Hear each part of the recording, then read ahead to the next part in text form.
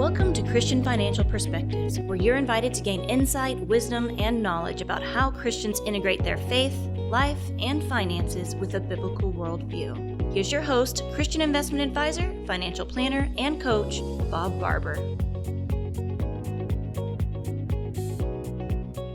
Welcome to another episode of Christian Financial Perspectives.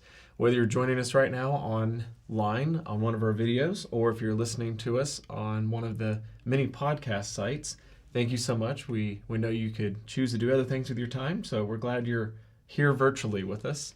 Bob, what do we got for today? Well, Sean, we have a subject that's really important to me because I've seen people's lack of it, and we're going to be talking about estate planning. Okay. And so before we even start today, I have 14 questions, and if we're going to get through the day, we've got to go through these questions just really quick, one after another. But before you tune out thinking, estate planning, I don't need any estate planning, I just updated my will 3 or 4 years ago. We're going to have some good questions for you. So we're going to start off right into that, and we're going to get pretty deep into this subject. But I will tell you, I've seen people pass away without an estate plan many times in my career of over 35 years, 38 years, whatever it is now. It's a lot.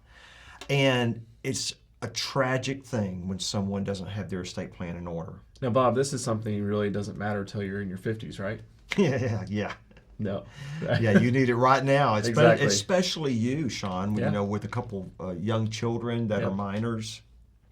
You've got to think about all those things. Yeah. Okay. So for those listening or watching, the point in that is that just because you're not in your 50s or 60s does not mean this doesn't apply to you. And really, I would say if you're married with kids, no matter what age you are, this is something very important to look at. So please don't tune out. That's right. So in each one of these, we're actually going to say in the last 3 to 5 years, because I just want you to really think about that, Sean. And in the matter of time, I'm going to do one and then you do one, okay? Sounds good. We'll just go back and forth. So in the last 3 to 5 years, have you had any new children or grandchildren in your family? Yes.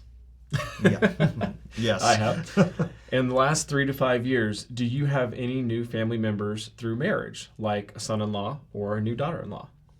In the last 3 years, have any of your children become legal adults now? Yeah, that definitely makes a little bit of a change. It does. Mm-hmm. In the last 3 to 5 years, did you obtain new assets or did you sell any?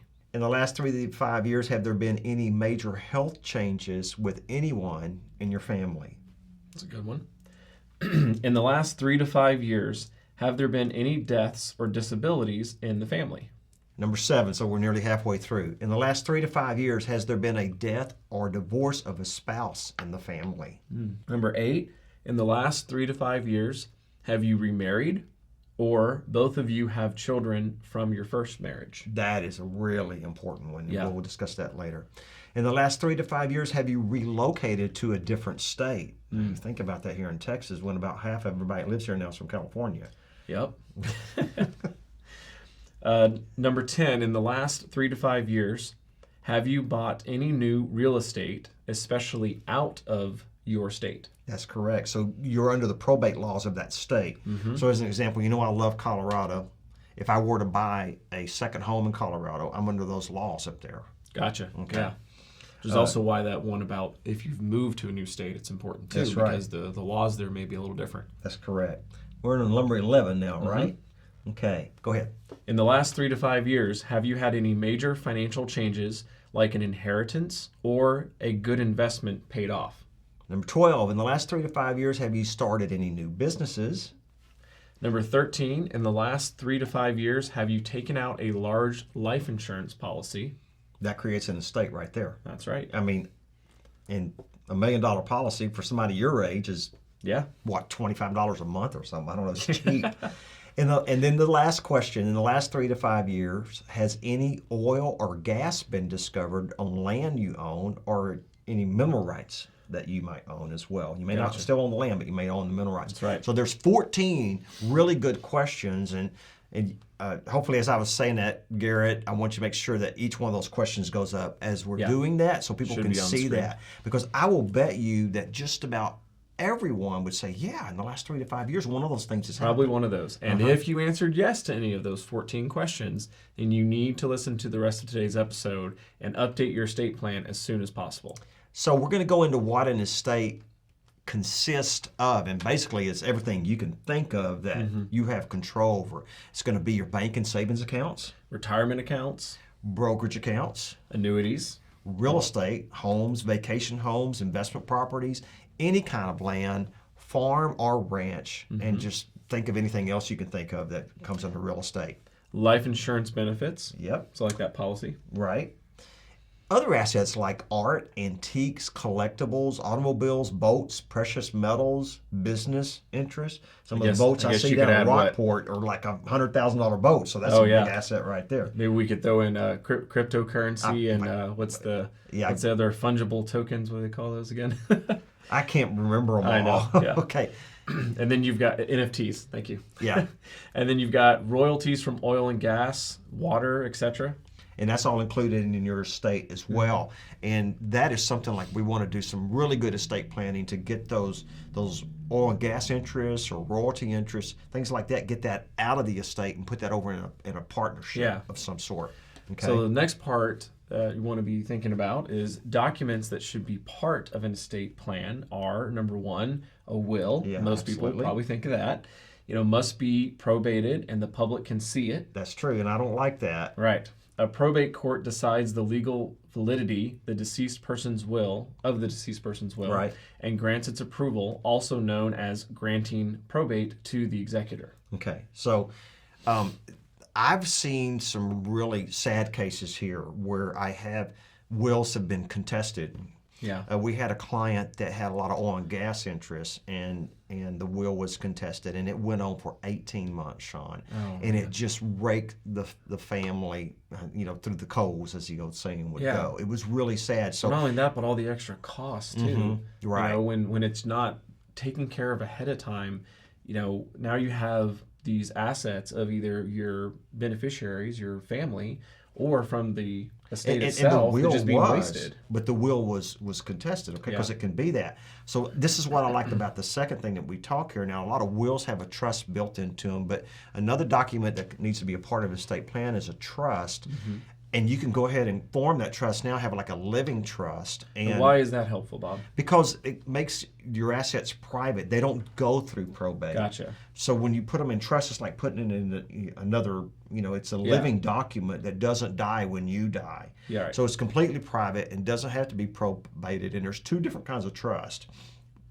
There's a revocable trust and there's a irrevocable trust. And now, think of that, revocable, irrevocable. When you think of revocable and irrevocable, what does revocable say to you?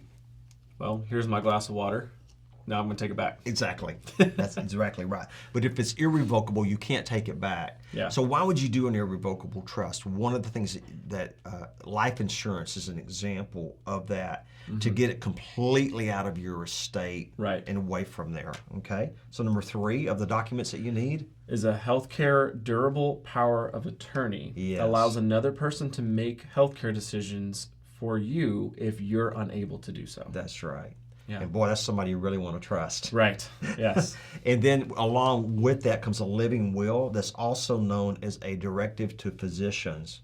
Okay, and we had to use this with my dad who had a stroke, and I knew that he was just going to be a vegetable, and we let him go be with the Lord because I knew where he was going. But now, Bob, how's that? Can you explain to our viewers and listeners a little bit of how is that different than from the healthcare durable power of attorney? Is that it just goes deeper. It goes deeper. It could be the healthcare durable power of attorney cannot be life ending like a living will can.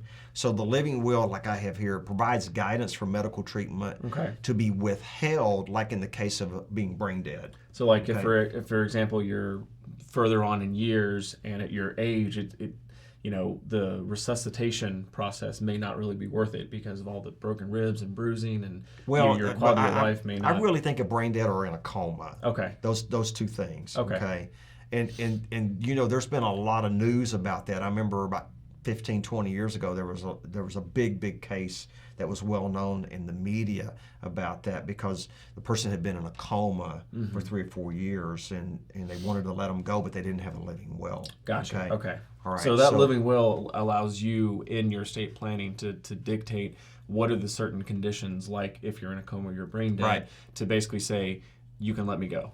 That's right. Okay. So I've given that, as you can imagine, in my own life, I gave that to Rachel. She can make that decision, and I can make that decision for her. Okay. If there's a prolonged coma, oxygen, no more oxygen to the brain, completely brain dead. And this is a really fun topic today. Yeah, it is. It really is. Yeah. But very important. Yeah, it is. And the last one of those estate planning documents that we mentioned is the financial durable power of attorney. Right. Now, this one allows another person to make financial decisions if you are unable to do so.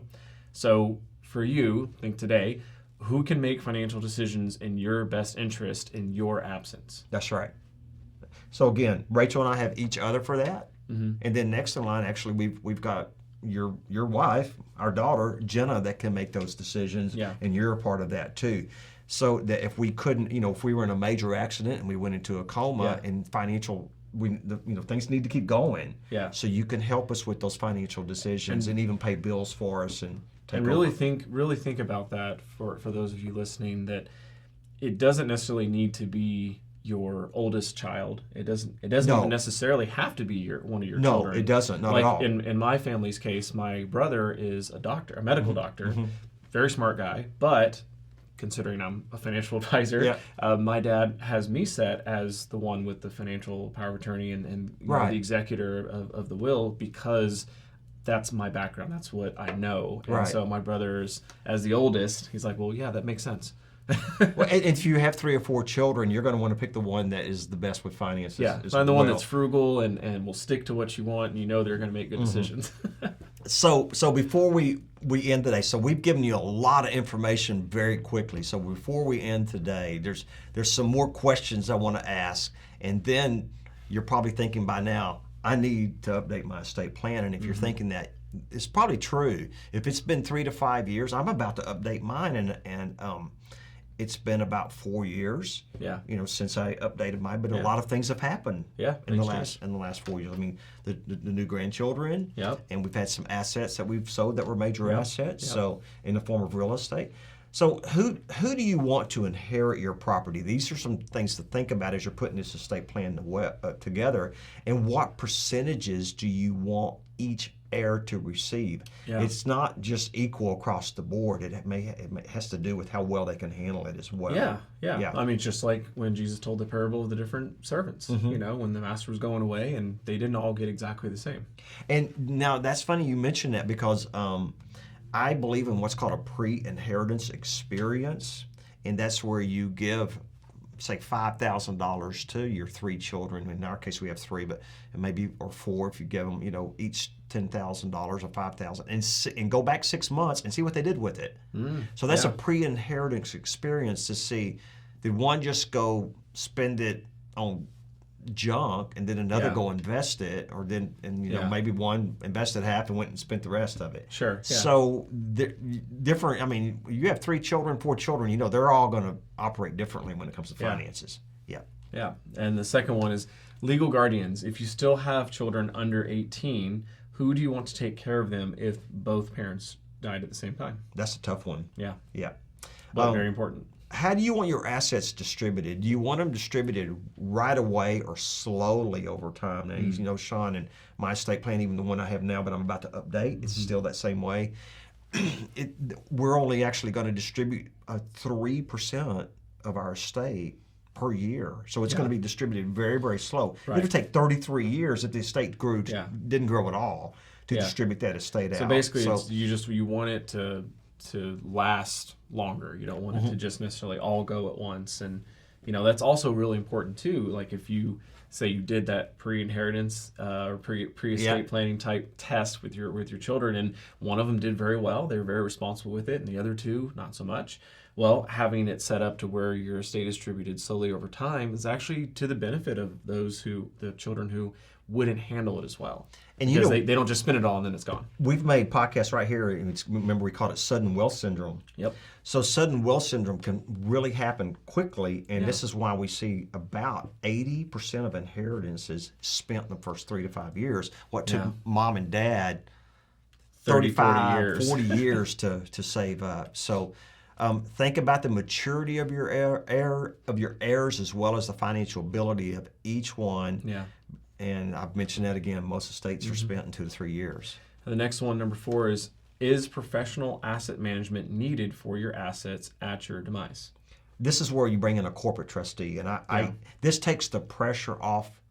Maybe you have 4 children or you have even 2, and one is really good with finance, but the other one's not. By having a corporate trustee, it takes the pressure off that child. Yeah. And a corporate trustee has to go by the way the documents are written.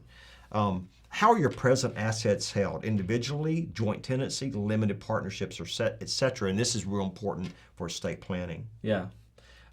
Number 6, for retirement accounts, your IRAs, 401ks, TSP, 403B, there's a lot of different ones. Yep. Have all beneficiaries been updated recently? And we say recently, again, within the last few years. We see this all the time. Yeah. All the time. I mean, this is such a simple thing, but people forget to do that. Mm-hmm.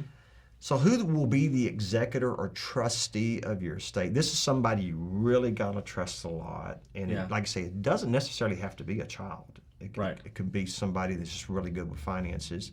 And then the 8th one, which is next to last, who will be the trustee and co-trustee in your absence if you have a trust?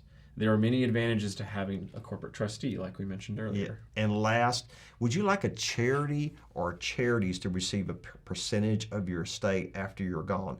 We've set ours up where 20% of our estate is going to go to a donor advised fund, and then that can be distributed out how the children want it. But we set it up as a Christian charities, for ministries. And we set it up with a Christian organization so that it can't go to support something like Planned Parenthood that we do not believe in. So, just think about the church you've attended for many years or ministry that you love and support. Like my wife and I, we love Focus on the Family. We love Compassion International. And those are things that we want to continue to have support. So it all boils down to this. And we've given you a lot of information today. Is it time to update your estate plan? Yes, and I have a feeling it is for most people. You need to update that every 3 to 5 years. And if the answer is yes to that, we want you to give us a call at 830-609-6986 or visit us on our website at christianfinancialadvisors.com to see how our team here may be able to help you and get you in contact with a local